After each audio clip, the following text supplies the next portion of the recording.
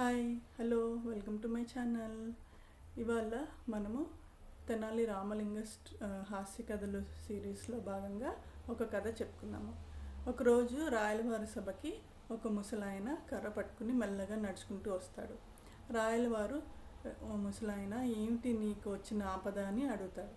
అప్పుడు ముసలాయన చెప్పుకొస్తాడు, ప్రభు, నేను ఎంతో కాయకష్టం చేసి నా పిల్లలను పెంచాను, పెద్ద చేశాను, పెళ్ళిళ్ళు చేశాను, కానీ ఇప్పుడు వాళ్ళు నన్ను చూసుకోవట్లేదు అని చెప్తాడు.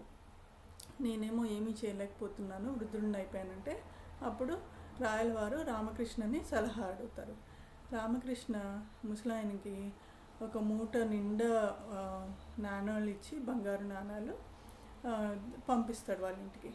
అప్పుడు ముసలాయన రోజు తన గదిలో నాణాలను చప్పుడు చేస్తూ లెక్క పెట్టుకుంటూ అట్లా కాలం గడుపుతూ ఉంటాడు.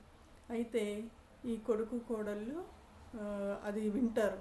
అబ్బో, ఈ ముసలాయన దగ్గర చాలా డబ్బు ఉన్నట్టుంది, సభకి వెళ్ళొచ్చాడు అని అనుకుని వాళ్ళు ఏం చేస్తారంటే అప్పటి నుంచి ముసలాయన్ని బాగా చూసుకుంటూ ఉంటారు అన్నమాట. సో ముసలాయన రాయలవారి సభకి తిరిగి వచ్చి ధన్యవాదాలు చెప్తారు రాయలవారికి. అప్పుడు రాయలవారు రామకృష్ణని అడిగితే అప్పుడు జరిగిన విషయం చెప్తారు రామకృష్ణ గారు.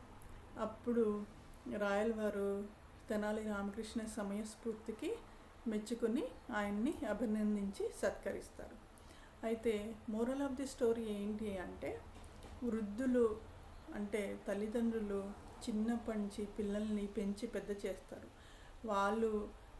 వాళ్ళకి ముసలితనం వచ్చిన సమయంలో మనం వాళ్ళకి ఆసరాగా అండగా ఉండాలి, వాళ్ళని అట్లా వదిలేసేయకూడదు అని moral of the story. So next స్టోరీతో మళ్ళీ కలుద్దాం నెక్స్ట్ ఎపిసోడ్లో. Thank you, bye bye.